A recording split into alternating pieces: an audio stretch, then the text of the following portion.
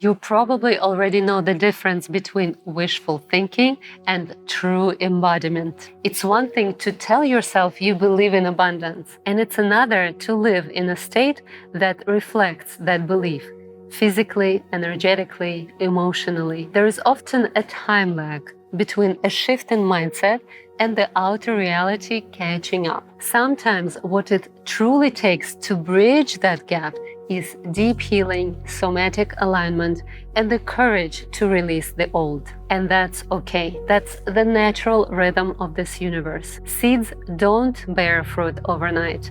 They settle, they grow roots, push through the soil, lean towards the light, and only then do they bloom. The only instant transformation in nature are destructive, like forest fires or tsunamis. Creation, by contrast, takes its time. If you plant a seed in rich, sunlit soil, it grows. If you plant it in between concrete slabs in an alley, it struggles. So let's prepare your inner soil. Let's create the right environment for abundance to take root. Shall we?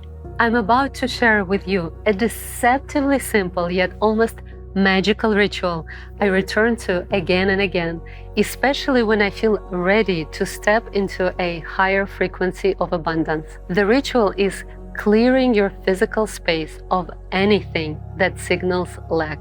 Walk through your home, open drawers, closets, cupboards, and ask yourself, not logically but intuitively, does this object generate a sense of abundance, or does it pull me back into lack? Don't ask, is this still useful? Ask, how does this make me feel? Each object is saying something to your subconscious. Everything in your environment emits a frequency, and your nervous system listens. That worn pair of shoes you avoid wearing, the chipped mug you keep only out of habit, a torn shirt you tell yourself you'll wear at home but never do. These are all subtle signals.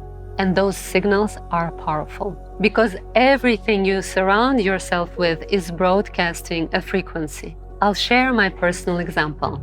My home is clean and uncluttered. All my plates and cups are whole. My clothes are in good condition.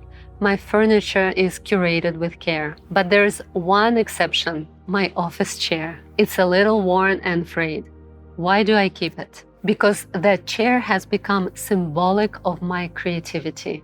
I wrote 2 books sitting in it, I created over 10 courses, and spent hundreds of hours teaching and mentoring. For me, this chair holds the frequency of creative abundance. So I keep it, not because I can't afford a new one, but because it reminds me how truly fertile my creative life is. It doesn't represent lack, it represents legacy. This is important. Abundance isn't about whether something is new or expensive. It's about what it holds energetically for you.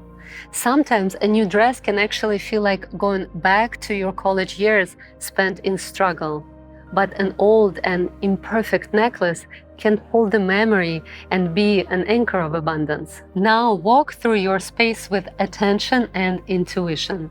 Hold each object and ask, does this expand me or contract me? Does it belong to the version of me I'm becoming or to a version I've already outgrown? Make a pile to give away, another to release completely.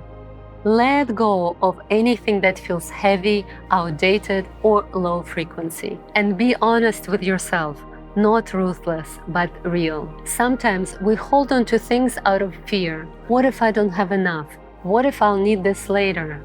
But holding onto the old from a place of fear only amplifies the frequency of lack.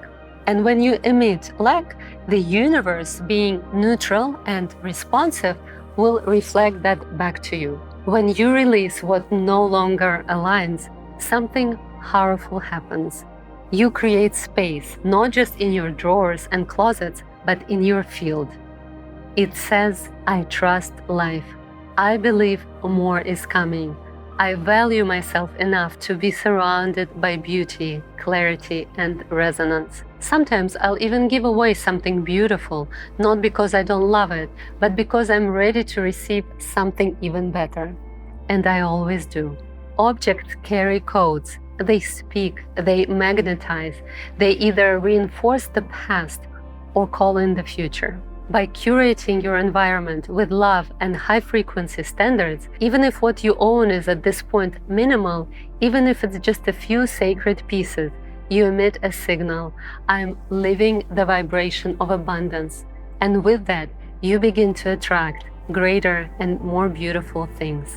Try it. This isn't just a decluttering hack, it's a consciousness practice. One of the fastest ways to shift your frequency is to shift what surrounds you. While you do it, listen to my dance song, Abundance.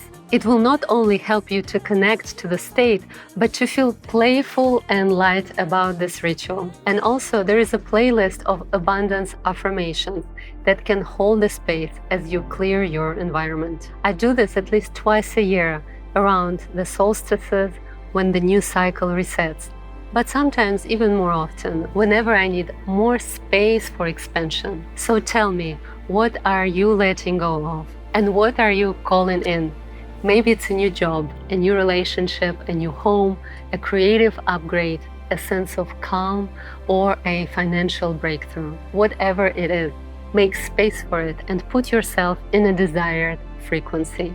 And trust that it's already making its way toward you. If this video inspired you, let me know in the comments. What are you releasing and what are you ready to receive? And if you want more abundance practices like this, make sure to like, subscribe, and check out the links below for meditations and tools to support your highest timeline. Lots of love to you, and see you in the next video.